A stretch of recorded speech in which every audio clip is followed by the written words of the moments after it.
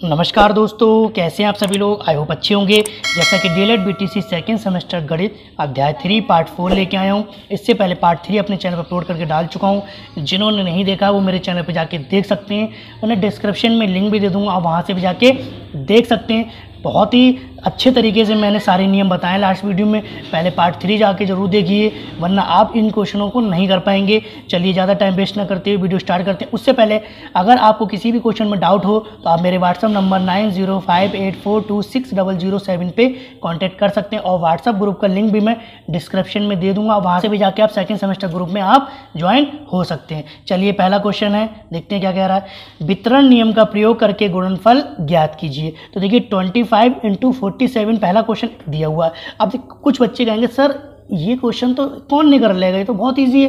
लेकिन मेरे दोस्तों, अगर ऐसा ही क्वेश्चन डीएलएड में पूछा जाता तो हर कोई मल्टीप्लाई करके इसको कर देगा। लेकिन आप अगर ऐसे करके आएंगे तो आपको नंबर ही नहीं मिलेंगे। इसमें कह रहा है ना, वितरण का नियम प्रयोग करके आपको गुणनफल ज्ञात कीजिए। तो देखिए वितरण का नियम आप कई तरीके से कर सकते हैं। चलिए मैं आपको तरीके बता देता हूँ। देखिए यहाँ पे 25 है, यहाँ 47 है। अब 47 को मैं क्या लिख सकता हूँ, देखिए 50 - 3। अगर मैं 50 - 3 लिख दूँ तो भी तो 47 होगा। तो देखिए यही करना है आपको, यही होता है वितरण का नियम। तो देखिए 25 × 50 - 3, इसको मैं ऐसे लिख सकता हूँ ना कि देखो 47 को अगर मुझे लिखना है तो 50 - 3 लिख दूंगा तो भी तो 47 माना जाएगा ना।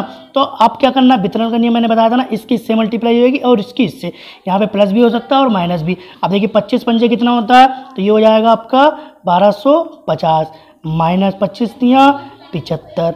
अब देखिए 1250 में से 75 घटाएंगे तो आपका आ जाएगा 1175। यही क्या हो जाएगा आपका राइट आंसर। आपको ऐसे नहीं करना है तो दूसरा तरीका भी बता देता हूँ। देखो इसको मैं यहाँ पे कर देता हूँ। देखिए 25 को मैं 20 + 5 भी तो लिख सकता था ऐसे करके।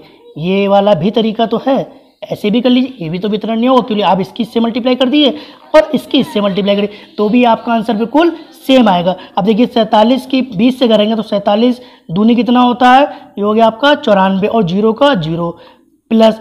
अब देखिए 5 × 7 = 35, 3 हासिल दिए, 5 × 4 = 20 और 3 = 23। अब देखिए इनको जोड़ दीजिए तो ये हो गया 900 और ये 40 है और ये 35 है और ये 200, तो ये हो गया आपका 1100 और 35 और 40 हो गया 75।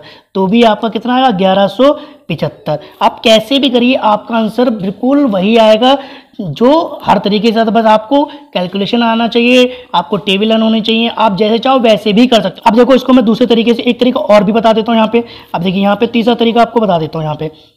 अब देखिए 25 × 47 लिखा हुआ था यहाँ पे। अब देखिए 25 को ऐसे रहने दीजिए, गुणा ऐसे रहे।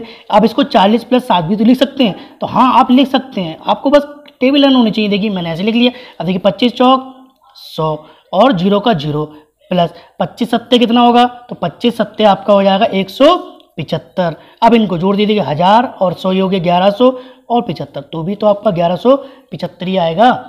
आप जैसे चाहो वैसे कर लीजिए, बस वितरण नियम आपको लगाना है और ऐसे आप करके आएंगे तभी आपको नंबर मिलेंगे, अन्यथा आपको नंबर नहीं मिलेंगे। चलिए दूसरा क्वेश्चन देखते हैं। 252 × 16 की मल्टीप्लाई करनी है तो कैसे भी कर लीजिए। चलिए मैं करता हूँ। देखिए इसको मैं लिख देता हूँ 250 + 2, इसको मैं लिख देता हूँ 250 + 2 × 16। अब इसकी इससे मल्टीप्लाई कर दीजिए और इसकी इससे कर दीजिए। चलिए अब देखिए 16 और 25 की जब गुणा करेंगे तो आपका जाएगा, देखो 4000। कितना जाएगा 4000 प्लस 16 दूनी आपका हो गया 32। तो इनको जोड़ दीजिए तो ये हो गया आपका 4032। यही क्या हो गया आपका राइट आंसर। आप इसको दूसरे तरीके से भी कर लीजिए।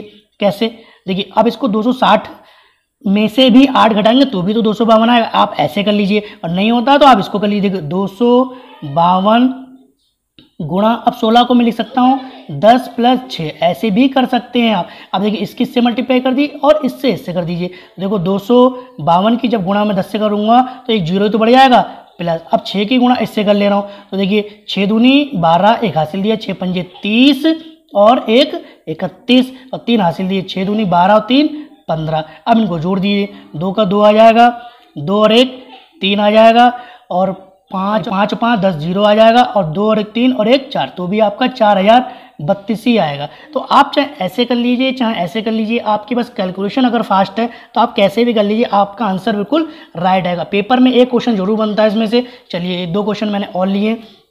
अब देखिए 803 गुणा 125 है।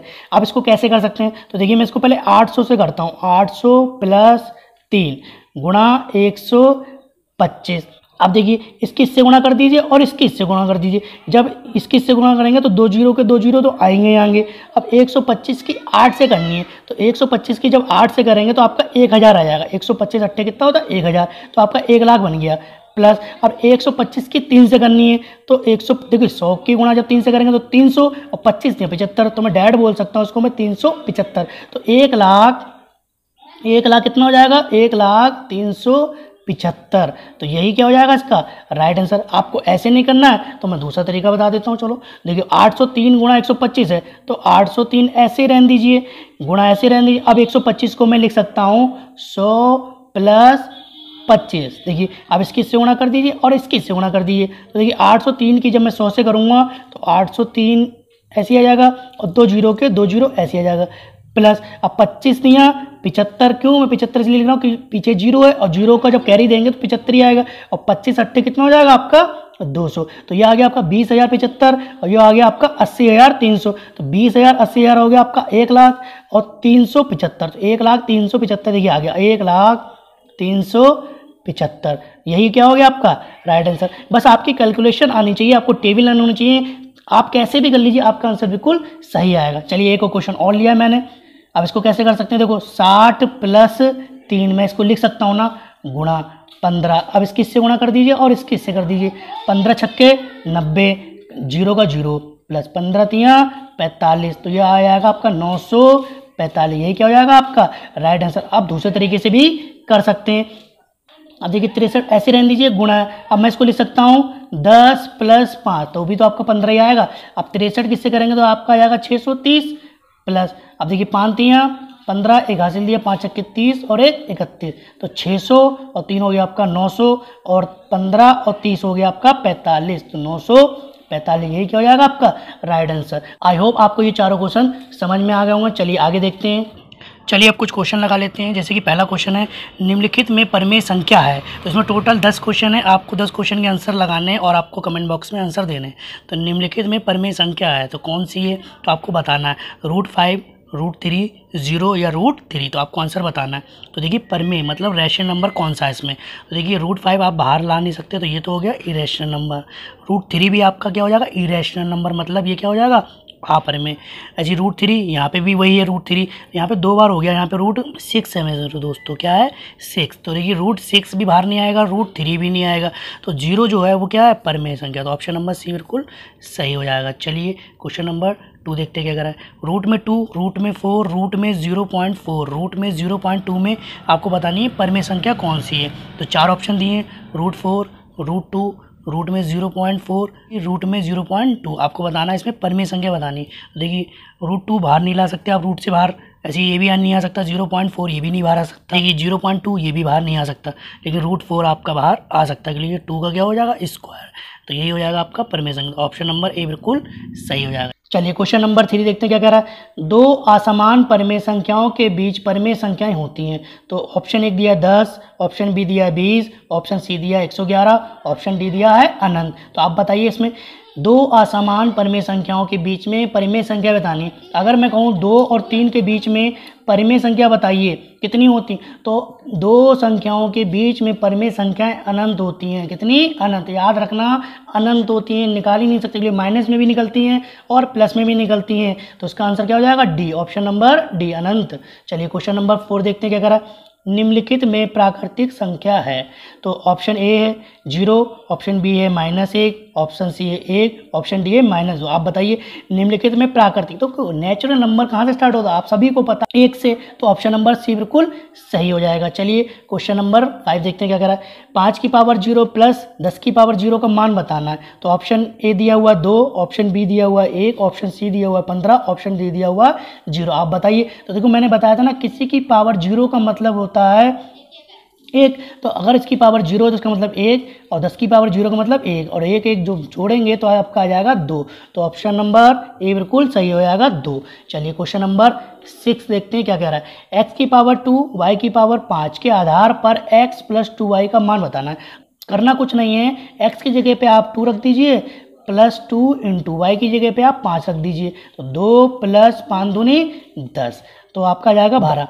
अब कुछ बच्चे यहाँ पे गलती क्या करते थे, 2 और 2 4 जोड़ देंगे गुणा 5, 4 पंजे 20 करते थे। ये नहीं करना है आपको, पहले बोर्ड मास में मल्टीप्लाई सॉल्व होगी तो आप इसको सॉल्व करेंगे, ठीक है। तो ऑप्शन नंबर बी बिल्कुल सही हो जाएगा। चलिए क्वेश्चन नंबर 7 देखते क्या करा है। 3/7 माइनस 5/7 का मान बताना।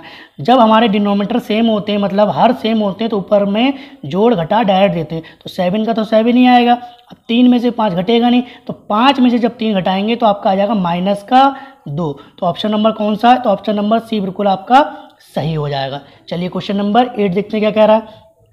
-8/13 का योग प्रतिलोम बताना। योग प्रतिलोम का मतलब अगर ये माइनस में है तो वो प्रतिलोम मतलब प्लस में हो जाएगा। और देखिए 11/13 है, तो माइनस की चीज़ काय में हो जाएगी, प्लस में, तो 11/13, तो ऑप्शन नंबर ए बिल्कुल सही हो जाएगा। चलिए क्वेश्चन नंबर 9 देखते हैं। 9/11 का गुणात्मक प्रतिलोम बताना। अब देखिए 9/11 का गुणात्मक बताना, तो आप बताइए। ऑप्शन ए 1 दे रखा है, ऑप्शन बी 11/9 दे रखा है, ऑप्शन सी 9/11 माइनस में, ऑप्शन डी -11/9। आपका आंसर कौन सा सही होगा, आप बताइए। देखिए अगर 9/11 है, इसका उल्टा बताना है। उल्टा मतलब 11/9, तो बस उल्टा बता देना है प्रतिलोम। तो 11/9 ऑप्शन कौन सा है, तो ऑप्शन नंबर बी बिल्कुल सही हो जाएगा। चलिए लास्ट क्वेश्चन है, क्वेश्चन नंबर 10। अपरिमेय संख्या कौन सी है, 22/7, रूट में 25, पाई या रूट में 64। आप अपना आंसर दीजिए। तो अपरिमेय संख्या वो होती हैं जो हम बाहर नहीं ले आ सकते। देखिए 22/7 मैंने बताया था ना, 22/7 एक परिमेय संख्या है। कुछ बच्चे यहाँ पे बहुत कंफ्यूज रहते हैं कि पाई और 22/7 की तो वैल्यू होती है, लेकिन मेरे दोस्तों 22/7 जो होती है वो परिमेय संख्या होती है। 25 भी बाहर आ जाएगा, ये 5 का वर्गमूल होता है। ऐसी 64 जो होता है वो 8 का स्क्वायर होता है। लेकिन पाई जो है वो अपरिमेय संख्या होती है। तो पाई की जो एक्चुअल वैल्यू होती है मैंने बताई थी 3.14159, ये कभी रिपीट नहीं होती है। और पाई डे भी बनाया जाता है, मैंने बताया था 14 तारीख तीसरा महीना कौन सा होता है, मार्च को। तो 14 तारीख तीसरा महीना मतलब 14 मार्च को। और कब बनाया जाता है, 1:59 पे बनाया जाता है। आई होप आपको ये 10 क्वेश्चन पसंद आए होंगे, और अगर ये वीडियो आपको पसंद आई तो प्लीज़ चैनल को सब्सक्राइब कर लीजिए, क्योंकि इससे बेटर आपको चैनल कहीं नहीं मिल सकता है मैथ पढ़ने के लिए। चलिए तब तक के लिए धन्यवाद।